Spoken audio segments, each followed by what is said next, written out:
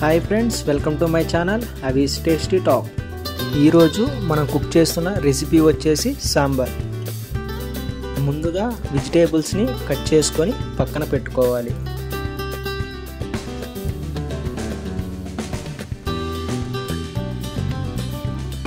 రెండు గ్లాసుల కందిపప్పుని క్లీన్గా వాష్ చేసి వాటర్లో నానబెట్టుకోవాలి.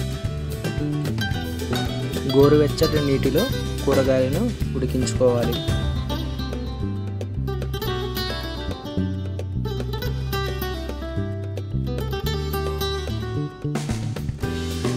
పప్పుని వేరే పాత్రలో ఉడికించుకోవాలి. మనం ఉడికించుకున్న పప్పుని మెత్తగా మెదుపుకోవాలి.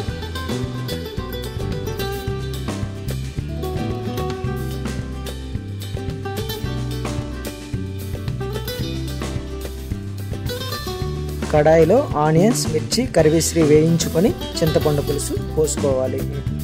ముందుగా ఉడికించుకున్న వెజిటేబుల్స్ను కడాయిలో వేసుకోవాలి.